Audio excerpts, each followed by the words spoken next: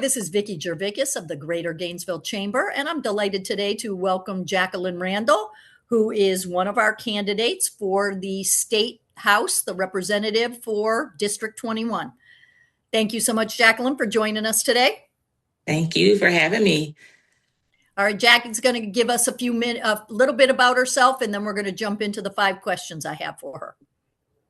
Yes. So I have been serving for the last 7 years over in the city of Hawthorne on the commission, with the last 5 years serving as the mayor. Outside of that, I am a mother of 3 children in the district. I have also been working as a professor for the last almost 2 years. Before that, previously as a healthcare provider for the last 17 years as a registered respiratory therapist. So working at the bedside through COVID has probably been the funnest thing I've done in this last quarter of my life. Running for and helping other people with public service is not new for me. It's something that I feel called to make a difference, and that's why I'm running for the seat. So happy to have the questions. Terrific. All right, well, let's jump right in then. The first question I have for you is, what would be your top priorities and projects in the legislature if you are elected? Certainly. So they are tied all to me on a personal level. I think that's the best leader is one that can be personally tied to an issue. It's not one that can just go away or you can just have some strong talking points. But when you live a thing, it comes with a whole different energy to it. And so for me as a mother raising children in this district, affordability is something that I have to live with every day. That is a priority for me. Public education is also a priority for me, not only because I'm a public product of public education, but also as an educator in this district. I understand the importance of what having a strong educational foundation will do for an individual to be able to come back home and be able to afford to live in this district. And the other piece will be healthcare and access to healthcare, to be specific about it, not just healthcare in general, because obviously that's a whole nother animal in itself. But for our district specifically, affordability and healthcare access are 2 things that we're seeing grow into a more of a crisis-like animal every day. People in areas such as Hawthorne, rural pockets, have a hard time going to physicians and getting the care that they need, and they usually delay it. If it's not because they can't afford it, it's because of the transportation issue that is keeping them from out of these healthcare systems. Ultimately, that is a overall increase for all taxpayers because we brunt the bear of that when healthcare bills are increased because health is delayed. Usually the care is more aggressive on the other side of that. So I have been able to work already with the city of Hawthorne by opening a resource center, not just to house the food piece of a community issue, but also to answer the call for healthcare access and resources, bring in other services, countywide services, healthcare services, any kind of service that can be a benefit to the constituents that we serve has been my calling. And I've already been able to do that in Hawthorne. And that's what I plan on doing for the entire district. Terrific. And you kind of touched on this, but this gives you a chance to talk a little bit more about it. What particular skills and experiences do you bring to this office? Yeah, so those are my skills. I think being a mom and a woman, definitely I'm great at multitasking, great at figuring things out, hard things, and not really giving up on it, but just being tenacious about it. The empathy that a woman carries does make a difference in service because I don't have to wait for it to hit my home for it to be a problem. I can hear someone else's story and it hits me in a different way, and I'll fight like it is my issue. Healthcare, having that healthcare background, I can understand not just the negotiation process on the other side of the business, but also the impact that it has on patients and the families that their loved ones. It does have a direct impact of the decisions that are being made in Tallahassee, being made in Washington. They trickle down into the hospital rooms, and we see it every day as clinicians at the bedside.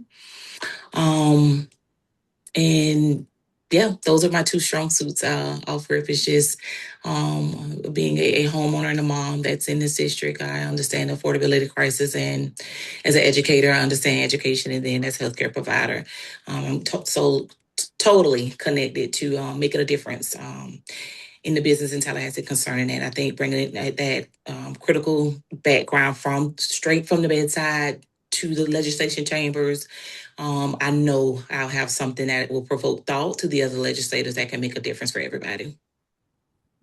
Very good. We have something that's been on everybody's mind, I think, the last few months, and is going to just, the conversation's going to just ramp up over the next few months. And it's, what are your thoughts on the property tax amendment that's going to be on the ballot in the fall? Sure. So obviously coming straight out of the mayor's seat, I have the history of knowing what that pressure feels like. We had some initial conversations before I left of what we should do as municipal leaders. And it is a pressure there because especially coming from a constrained community, and the data has already shown that the small communities are going to be the one that fold and hit with the hardest pressure with this loss. My issue is that it's no way to mitigate this loss in our budgets when you're coming from small municipalities, and rural pockets don't even have a municipality budget to even consider. They're going off of county funding. So not having that layout or that process, or hearing the conversations from Tallahassee of what that'll look like for these small rural areas and small cities is extremely concerning. As a homeowner, it sounds good on the surface. Everybody wants to save. Everybody needs to save in this day and time. But then when you drill down and look at all of the impacts that it'll have on critical services that we rely on from that funding, it just doesn't make sense. And I'm kind of glad to see the governor trying to take a little pause or a little separation in this decision in the last couple of weeks, because it's the right thing to do. It's not an easy um, legislative piece that needs to go out on a ballot initiative for folks to make a decision on. I wish it wouldn't have made it this far, but it has. So I just have to lean into the voters that they'll make a conscious decision and hear local leaders and what we have to say about it. Do some research on their own to make sure that it's the right thing to do for them, and get all the pieces. Don't just hear from one side of the narration, but just hear every piece and make sure we're making the best diligent decision on it. Because for me, it's not diligent at all at this point. Very good. The fourth question I have for you is Florida moving in the right direction or the wrong direction? You know, that's a hard question to answer. And I say that because every day we wake up, we don't have a great day, but we wake up the next day to try to do it better. So every day that God graces us is a day that we can get it better. And I guess I am very careful about having a judgmental tone about anything, because as long as we're doing the best we can to move it forward for the better of all people, then I would say we're moving in the right direction. Have some of the decisions been something that I personally would have wanted to be a governing piece of? No, it hasn't. So yeah, that's probably the best I can answer that. I can't. I say that every day that we have a chance to make a difference in a better Florida is a direction forward. It takes a collective to get us where we need to be. I truly believe in democracy. I don't. That's not something that I just use as a brand or a statement, and then out selfish enough to say that we should do things this and this and that way. Nobody has a solution, but I will hope that we will become more collaborative and a little bit more in the alignment of doing the best for all people. And that will be a great day in Florida. Very good. All right. And then, our last question is one of those great wrap up questions, which is, why should our local business community support your campaign? Certainly. That's a great question. Again, I have to lean back on just the history of who I have been as a servant leader in this district. I have proven to have an appetite for job growth development in the city of Hawthorne. We have been able to push that conversation forward the furthest it has ever been in the existence of Hawthorne. The last 15 years, we've been fighting for economic opportunity. And again, in 2025, we were able to kind of move that conversation forward. So leading the charge on that, it's in my history. That's not something that I have to overshoot or promise and talk about why it's important to me. I've proven that it is important to me. And it's important. It was important to me, and it still is important to me because it was important to the people that I was serving. folks want opportunity to be able to take care of themselves. This whole narrative of people just want to sit home and have handouts, that's not true. Those are not the people that I've been servicing in Hawthorne. Everybody want an opportunity to do for themselves and their family what's best for their family and their children. And we have to be, as leaders, give them that option, get out of the way and give them that option to do that. So I feel I'm the best candidate because I've proven to do right by economic opportunity. It's not something that I have to aspire or sell myself on. The history shows that I understand, even in a rural pocket such as Hawthorne, that economic opportunity is an appetite for us, but we just want to be a part of the conversation and make sure that it aligns with who we are as a community, but we're not denying it. And as the saying goes, that's really all the glory that's left in Florida is rural pockets. We have overgrown a lot of areas in the inner cities, and rural spaces are on target to get connected to the growth of Florida as a whole.